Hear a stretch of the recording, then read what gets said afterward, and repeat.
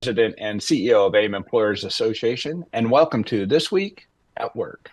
This Week at Work is the only show about the workplace that offers you front row seats and a microphone, featuring experts in human resources and employment law to bring you practical, timely, and accurate insights so you can more effectively lead your organization. It's Thursday, September 12th, episode 295. Today, we're diving into the growing challenge of quick quitters. While overall employee engagement is on the rise, there's one group that's proving hard to keep: brand new hires, especially hourly workers. From wage compression to uninspiring onboard experiences, we'll break down reasons why this might be happening and what employers can do to turn things around. Powered by employee opinion surveys, Tanya joins us armed with real-world insights because she's working with companies right now, just like yours, struggling to retain their newest hires.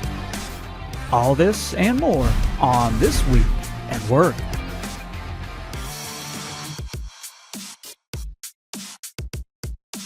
All right, good morning. Welcome back, everybody. We are having lots of fun here because we're having some internet difficulties this morning, but we have Bert Garland with us as well as Tanya Zion back on the program. Tanya, good morning. How are you today?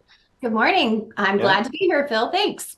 How are things in North Carolina as it relates to the internet? Because I know Bert and I are struggling here in St. Louis in different parts of the city, but definitely experiencing similar problems. Yeah, I'm not quite as bad off as you are, but everything restarted for me. So I'm hoping this goes well today without you all having internet. Well, the hard part was getting my name and title right this morning. Bert, how about you? How are things for you on the other side of town? You know, things, excuse me, things are fine after I can clear my throat there. Things are fine. I'm just having difficulty accessing anything related to my firm systems. Anything Microsoft related is kind of what I'm honing in on. Either personal Microsoft or work Microsoft seems to be having some issues. But the internet itself is up for me, which I think is more than you could say for yourself over there, Phil. I know as we were practicing our pre-show here, you don't even have a working clock, do you? No, I really don't. And here's the problem is my buddy Tim here, he set me up. He gave me something that looks like this here. And I'm trying to figure out how to read this thing, you know? He called it a watch. I think it came off his arm. And I got to use that. So we'll see how it goes. Maybe you or producer Nick can help me keep track of time. But hey, we're wasting time. So let's get started because I want to get through what you have to share and get to Tanya. So we're going to do this old school. I don't have a computer for me. I have no idea what the question is today. Bert, maybe you can help us with the poll question. I'd be happy to. So today's poll question, of course, we're going to be talking today with Tanya about an uptick in the reevaluation of remote work policies, and remote work is certainly a factor that weighs into our general topic today. And as we introduce a series of 3 episodes that will focus on key findings from employee opinion surveys. And so today we're going to talk about the quick quitter. And Tanya helped us with our poll question today. So let's give it a quick look here. So the question is, which of the following tenure ranges do you see the highest number of employees quitting your company? So good question. Yeah, very good question. And so the choices are less than 90 days, 90 days to 6 months, 6 months to 1 year, 1 to 3 years, or over 3 years. And then, of course, don't know, we don't track it.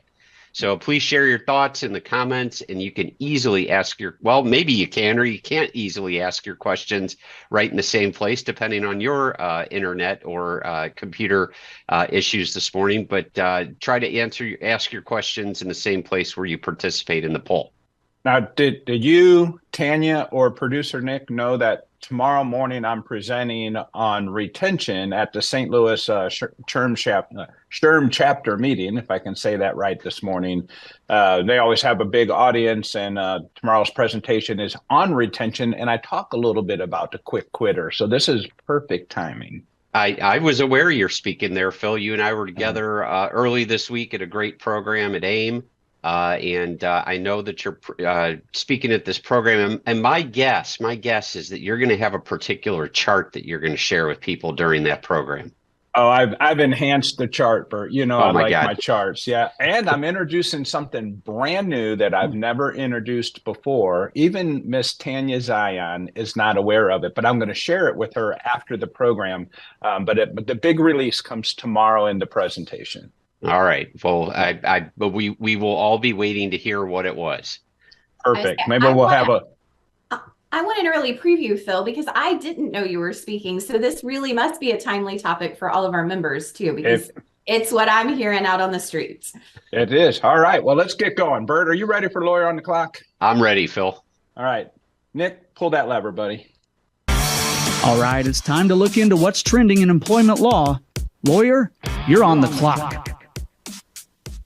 So, like most days, Phil, I've got three topics for us. And the first one is a case out of the Fifth Circuit that was decided just in the last couple of days, actually yesterday, where the Fifth Circuit gave approval to the Department of Labor's overtime authority.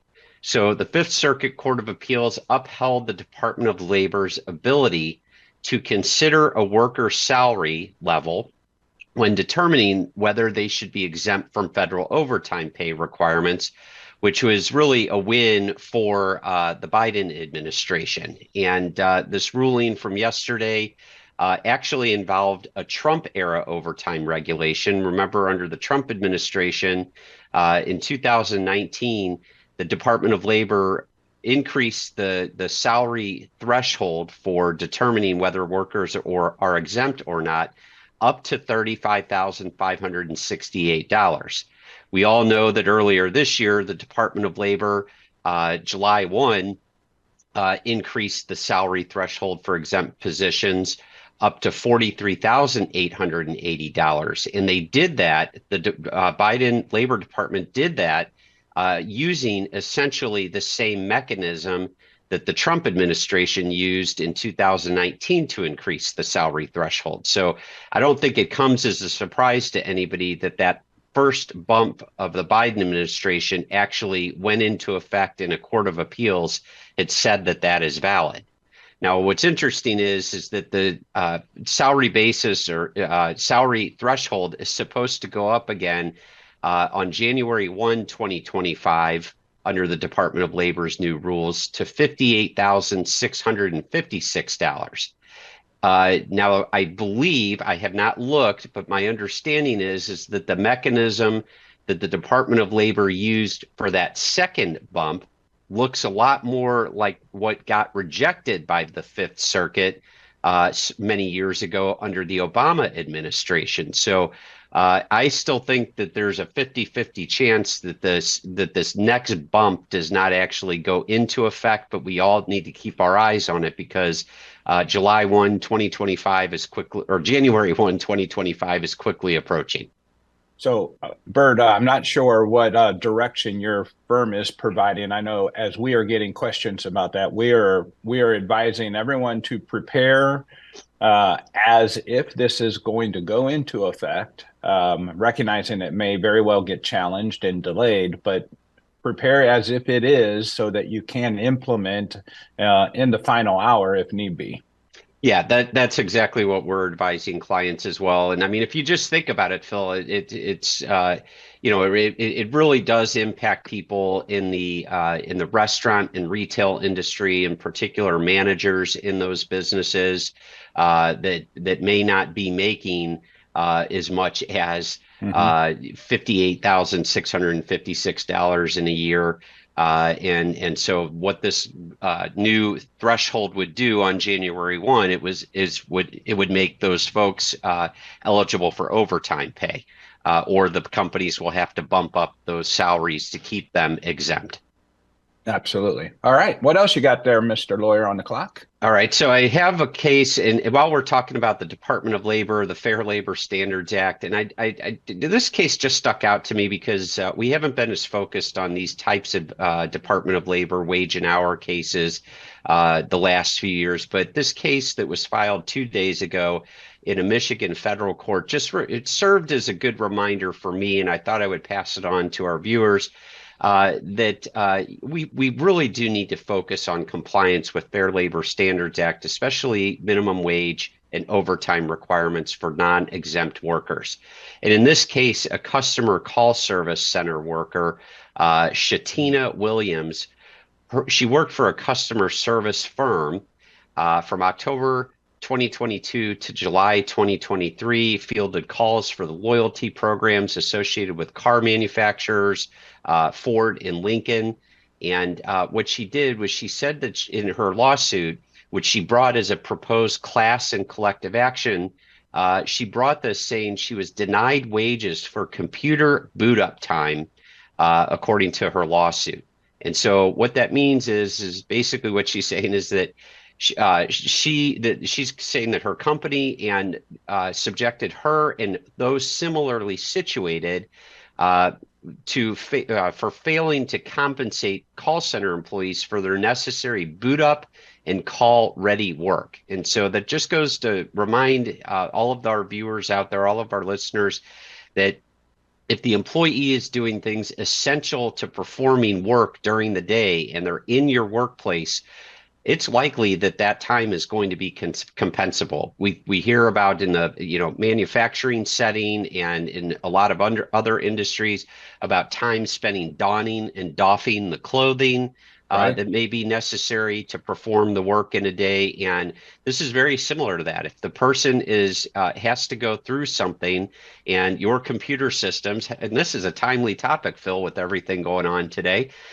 with computers, if your computer system takes 10 minutes to boot up in the morning and you're sitting there trying to boot up the computer so that you can do your work for the day, that time very well may be compensable. And so again, I thought this lawsuit just served as a good reminder that employers need to be paying attention to that stuff. All right, so I do have a couple questions on this one because this is a fun one. So I'm going to be a little old school, and coming from the old school way of life that, hey, if your shift starts at 8 o'clock, then you show up early, you get your computer on, you get your coffee, you're sitting there, you're ready, bam, the clock goes off. I start working 8 o'clock. So in this case, are we saying that prep time, because I got there early to boot up my computer and get my workstation ready, is the compensable time? Or is it because I didn't start until 8:10, my clock time doesn't start till 8:10 when my shift should have started at 8? Was I clear in that? Crystal clear, Perfect. Phil. Perfect. And I'll give you the lawyer answer. Well, maybe you can give me the lawyer answer. Well, what do you I would think start, I'm going to say? if I was a lawyer as smart as you, I would start with it depends. There you go. Yeah. You got it, Phil. So you've detailed a couple of different scenarios there. If somebody walks into the office, boots their computer up, goes to get a cup of coffee, they're sitting in the break room, chit-chatting with people, that time in and of itself is probably not going to be compensable. But if the person comes into the office, boots up the computer, sits there, waiting for the computer to boot up and is staring at the screen, if they could have started work immediately, had the computer booted up immediately, then the time very well may be compensable. And my friend Tanya, who's a recovering lawyer, right, Tanya? She just reminded me here, of course, that if the time if the pre-work activity is integral and indispensable to the principal activity performed by workers, then the time is compensable. So again, I think it depends on what that's a good way of separating it. Yeah, I think it depends again on what the employee's doing. Are they walking in, putting their backpack, their purse, whatever it is, down on the desk, hitting the start button on the computer, and walking away and then going and goofing around for 10 minutes versus actually sitting there waiting to work? Yeah. And well, for me, coffee is integral to the day of work. So that would count for me. All right. Good stuff. No, that's good stuff. And great job, Tanya, jumping in there. That's the advantage of having someone like Tanya on your staff, right? She's got a lot of skills. Absolutely. Yeah. All right. And then the last one I want to talk about really, really quickly is this is a First Amendment case. So it applied, the First Amendment was applicable here because it involved a university, the University of Louisville School of Medicine, so a public entity here. And so this is not just a private employer, But we talk a lot on this program about employers getting involved in sort of social justice and sort of other social activities. And I think this case kind of illustrates the potential danger of a public employer wading into these areas of the law. And at a conference where a professor of the University of Louisville School of Medicine was speaking, he stated, quote, that gender dysphoria is a socio-cultural psychological phenomenon that cannot be fully addressed with drugs and surgery. And so he expressed his concern, and the director of the university's LGBT executive center learned about the remarks, emailed the dean of the med school, suspecting the professor might be violating the ethical standards for psychiatry. And so the particular professor, they ultimately requested his resignation, and he did actually resign. They also were not going to renew his caseload. So he brought us a lawsuit against the university, and the trial court at the federal trial court said that he has stated a claim against the university for a First Amendment violation, that they're trying to restrict his free speech. And the Sixth Circuit took oral argument on that case. It'll be interesting to see how it's decided. Again, I want to remind everybody that it is not a private employer, it's a public employer, but it is a good reminder for everybody as the company. You always have to remember your company is made up of all kinds of people with all kinds of different beliefs. Your customers, your clients, et cetera, have all kinds of different beliefs. And I think it just kind of illustrates the danger of when the entity itself starts wading into these controversial issues. Well, I'm looking forward to following this one. I think this will be interesting. You got to earmark it so we can keep an eye on it, Bert. I will. Yeah, that'll be a good one. Anything else from you there, lawyer? No, I think everybody probably wants to hear from Tanya. She's the star of the show, so let's kick it over to her. That's why they joined. All right. Good morning, Tanya. Welcome back to the program. Happy to have you with us once again. I hear you have some exciting news about a 3-part series that we're going to start today. Yeah, we are. So in preparing for the show, we were just talking about things that I'm observing when I'm on site with our members after we're doing these employee opinion and engagement surveys. And I'm in such and I'm really honored to be in the position that I not only get to talk to business leaders, but I also get to talk to the employees. And so I think having that perspective and being able to understand, there's things that I don't understand, right? When I read the survey, and to have those one-on-one conversations with employees and really understand where they're coming from, I think is invaluable. So that'll be my first thing that I'll say. And that's how we came up with the 3-part survey. I was asked, what are you hearing? And there's 3 things really that I'm hearing. One is this idea of retention. And specifically for our manufacturing employers, what we're seeing a lot is even getting past that first 90-day threshold has become a big challenge for them. And so that's really what we're going to focus on today. But stay tuned, because in the future, we're also going to be talking about some lingering trust issues. We're still working with leadership teams that maybe they had some change during coming out of COVID. They were in that remote workspace. Maybe some of your leaders are still remote and the other ones are back in office all the time. And what we're noticing is there's just creating this foundational trust issues because we haven't really settled in to how I function in the team. So we'll talk about that next time we meet. And then finally, this idea of our emerging leaders. How do we support them? And what we know as we study the generations is there's just been a different experience for our younger millennials and our Gen Zs. They have had a very different experience than probably you and I have had, Phil, or Bert. School was different. TV was different. The snacks we ate after school were different. And that may seem silly of how it impacts how they show up for an employer. But Tanya, our smartphones were different back then. Smartphones were, we had to push the button 3 times and we thought it was so cool. We didn't have to page someone. I mean, I could go on and on. Phil and I are even older than you. I think we didn't even have smartphones or even cell phones. And Phil, look at him today. I mean, he can't even function. He can't even read an analog watch. Is that what that's called? Yes. Yeah, I didn't know watches were Exactly. different until Tim brought that to you there, Phil. Yeah. But let's just all agree that it's just a different day. And when you talk about manufacturers, Tanya, and they're struggling in some cases to keep people for that 90 days, I can go back to the day when, we had a 90-day probationary period and people weren't leaving, but we were asking them to leave because they weren't the right fit for us. We had an abundance of people to select from during that time. I'm going back into the 90s and early 2000s with that mindset. But today it sounds like it's in the reverse of that. People are actually coming to the employer and trying them out and quickly leaving if it's not the right fit. So I'd like to hear more about the quick quitters. That's our topic for today. And the other parts of the series, we're going to talk about trust issues and mentorship burnout. So with the quick quitters, Tanya, how are we defining them and what's really happening inside these businesses as you get a chance to peek in? Yeah, and I don't know that I have this fully defined, but here's what I'm hearing. And so I think it makes a good conversation with everyone. It's that, I'm coming in and looking at engagement surveys. And it used to be when we categorized the demographic of tenure or years of service, our lowest that we would put on there would be like 1 to 3 years. And more often than not, I'm now getting employers saying, oh, no, we definitely want to see who's been here less than a year, less than 6 months.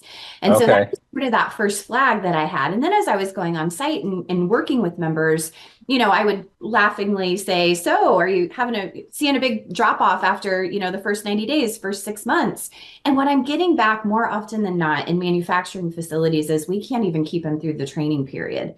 We come in, we pay them for a week of training, and when they actually have to step in and do the shift work that we're asking from them, they just no show us, no call, no show us. They're not coming. I ask, are you doing exit interviews? And of course, all of our HR leaders are saying we're trying, but we can't even get them on an exit interview. And so what we're partnering with is to really say, and I'm leaning on Herzberg. Phil, I know you love Herzberg. I like the Herzberg model. Yeah. And so we're saying, what are those key components that we need to highlight very, very early on so that we can show employees the benefit of the work in the organization? How do we immediately get them bought in that the work they're doing is contributing to a bigger goal of the organization? And so I was just curious as we came on, that's why we had the poll today to see what our members are saying about that as well. And are they experiencing that? Okay, so Nick, I'm not able to see the poll results. Is there or is the internet not working for you? Yeah, who knows? Well, I do believe I did, Phil. I did. You know me. I'm just a social media maven. I mean, I'm all over social media, posting nonstop. Can't contain any details about my personal life. I mean, I post it all out there for everyone to see. Of course, I'm kidding, but I did just Google real quickly Microsoft outages, and on Twitter, Microsoft says they're investigating an issue where users may be unable to access multiple Microsoft 365 services. So there you go. Okay.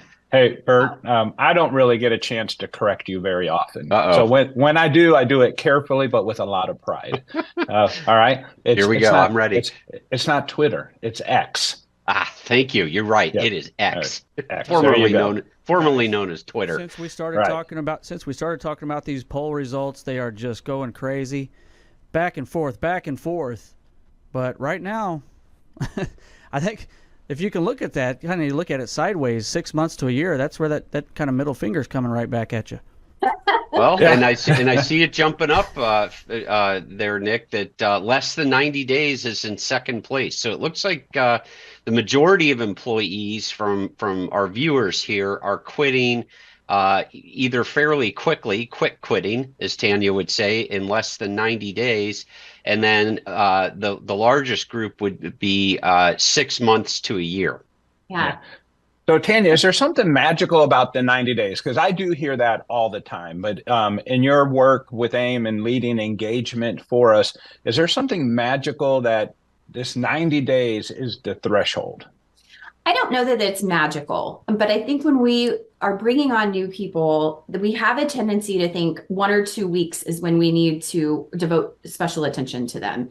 And what I'm encouraging employers is it takes longer than that, right? If I'm going to come in and know how my work impacts other departments, or how can I move up in the organization, there's a lot of information you take in those first few days on the job. And so having somebody that's there and walking with you and really allowing our supervisors to have time and space to have those conversations and those touch points, even if they're just quick, right? To just check in with that employee and see how they're doing. Because this is a throwback. The last time I was on the show with Bert had been scouring the internet and found an article about the youngest generation bringing their parents on job interviews. And what we talked about back then was this idea of anxiety, that some of our newest members of the workforce have extreme anxiety in different situations. And that, of course, isn't going to apply to everyone. But if we had somebody that came to the interview and their parents were super involved in the process, it's not a giant logic leap to think there's some lingering anxiety when I show up on the job and I'm trying to figure things out. And so where I think it gets really important is that they have somebody they can go and ask questions to in a safe space. Phil, you and I have talked about psychological safety. I think this comes in. And when you take maybe some more traditional roles where we weren't talking about psychological safety in manufacturing organizations, right? Maybe that's not something we is top of mind. How can we create the it factor within some of these roles that when I leave work as a new employee, I'm like, I felt like I did something. I feel accomplished. I want to come back and do that again tomorrow. And that to me is the winning factor between maybe people going down and doing something hourly on retail that may have less of a heavy load to lift and better working hours. So a quick story for you, Tanya. My dad took me on a job interview one time. So I'm not necessarily proud of this, but we went down to the driving range. It was a hot summer day, and we were just looking at all the things that was going on at the driving range. And I didn't necessarily like golf. He asked me to go with him. I went with him. I had nothing better to do. And he was talking about the driving range being a good place to work. I'm like, yeah, I could do that. I was a young 16-year-old kid. I could do anything, particularly if I was trying to prove a point to my dad. And I didn't say I wanted to do it. I just said I could do it. So as we were done, grabbed the empty bucket of balls when we went over, and he was friends with the guy that ran the driving range. He goes, hey, I want to introduce you to my son, Phil, here. He really liked to work here. So that was the next thing that happened. And the guy goes, you know what? Just so happens that we have an opening. Can you start tomorrow? So first of all, I think that was all a setup. I don't think any of that happened accidentally. So now the next thing I know, tomorrow morning, I have to get up, early in the morning as the sun is rising and go to the driving range and get everything prepared for the early morning golfers. I did not last 90 days in that job. I can tell you that right now. All right. Phil, I just have to ask, did your dad set you up in the job that you have to go out there and drive around in that buggy and pick up all the balls at the driving range, and everybody aims for you and wants to pelt you and everything? If that was the only part of the job, it was great. When I said, oh, yeah, I could do that, that's what I had in mind. But that wasn't the only part of the job, right? It was pulling weeds and taking care of, all the facilities, and it was hot, and it just, it wasn't really for me. Let me just say it that way. All right. All right, Tanya, back to you. Tanya, what do you see as some of the reasons why? So you're talking with the leaders and you're talking with the employees. You got opinion surveys coming in, lots of data. What are the reasons why people are leaving in the first 90 days? Yeah, I love it. I have to go back to this, Bert, because what you said was exactly what I was thinking. And I was already planning the AIM outing where we had Phil out driving down the car and we were hitting balls towards him. I thought that would be perfect. So we were same brain there. I want to see one of those carts. They should just own it, and they should paint a big bullseye on the side of that thing. Give them a reward if they hit it, right? Absolutely. Free bucket of balls. Yeah. All right, we got to rein you in. We started talking about golf here, but no, I think here's my thinking of it. And I have very much a logic brain in the way I think about it. And we went through a period of time where it was really difficult to get people in the door, right? If we go back to some episodes a few years back, we were talking about recruiting. How do we get people in? How do we get the resumes? And I think that we put a lot of focus and effort on it. But maybe what we sacrificed in trying to recruit people was this real honest conversation about what the work was. And so are we, through that process, painting the picture for people of what the work actually entails? Because that's the feedback I'm hearing from manufacturers is, it's summertime, it's hot, it's all of these things. And the employees come in and they're like, wait, I didn't know this is what I signed up for. So I think we have a delicate balance of finding that right fit. And I'll go back to what you were saying, Phil. And, we had a 90-day probationary period.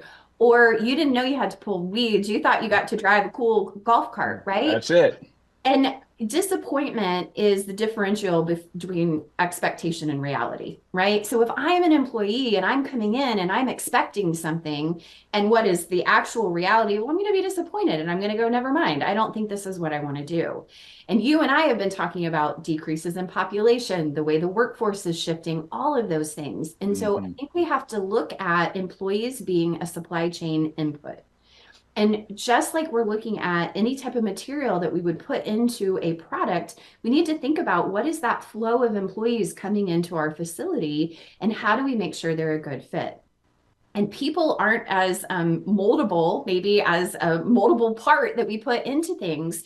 But I think setting them up for success by knowing what the work entails, painting a picture of, hey, this is where you start. Everybody starts here, but here's the upward mobility. Here's how long you have to do this role before you can move into a different role in the organization, and getting really clear around those things. And I think that's where we need our HR leaders to have a seat at the table. They need to be in production meetings. They need to be talking about these things. And that's why we asked, are people measuring this? Because if we don't know the cost of this the turnover and this retention issue, then we can't take a full picture to our leaders to be able to say to them, hey, this is the true cost of the turnover that we're experiencing. Yeah. So that's just some things to think about. And it just goes back to HR leaders have to be part of the conversation, because employees are a major stakeholder in the way that we get work done. Absolutely. I know that's really insightful information, Tanya. I love that kind of work. It's kind of near and dear to my heart, coming from a manufacturing background. Manufacturing's not cut out for everyone, but it's not just in manufacturing that we're seeing these same experiences. We're seeing it in the call centers the same way. Really doesn't matter what the employment opportunity is. They're willing to try something, and if they don't like it, quit soon and move on, because they still have options. What I will close with is the data that I have uncovered here most recently in preparation for this program tomorrow is that just sit tight, it's going to get a lot worse. And I'll leave it with that. We're going to share it. And we have something new to talk about maybe on the program here. I'll use this as a teaser. I'd like to have you back on for this, as well as Bert. And that's called hot reviews. I know you don't know what that means. I'm going to leave it as a teaser, and we will talk about it after I introduce it tomorrow at the St. Louis SHRM conference. All right. So, hey, real quickly before we conclude here, I see a question just came in from Ginger. Ginger says that she's hearing that job descriptions are essential for employees to know what the expectations are before they sign up for the job. Yep. All right. Good morning, Ginger. Ginger's a great member of ours up in Central Illinois. Tanya, maybe you take a shot at answering that for us. Yeah, I think Ginger's absolutely right. Job descriptions, everything through the onboarding process, we need to really paint a clear picture for employees to know what we offer. And then we look for it to be a good match. And one thing I'll add on those job descriptions, corporate values matter, right? Because that's one more way that we can connect into employees and say, these are the values that we hold dear, and hopefully they can align with that as well. And I'll just chime in real quickly from a legal standpoint that having an accurate job description is going to be essential to defending certain claims that employees may bring against the employer, especially as it relates to ADA issues. Also very important for defending issues relating to work from home these days. Yeah, and I know we do a lot of work with employers. We provide lots of resources, as well as resources for you to have a human help you write the job description, not AI. But either way can get you to the same place, and it's important just to have them written for all the reasons just shared here. So if you need help, you can always reach out to myself. You can reach out to Chris Gaffel here at AIM, and we'll be happy to help you get your job descriptions in order as well. Tanya, thanks for joining us. Bert, I appreciate it. As always, we will be back next week at 7:30 Central Time with internet, I hope. And we'll see you then. Until then, let's go out and be good to somebody. Bye-bye.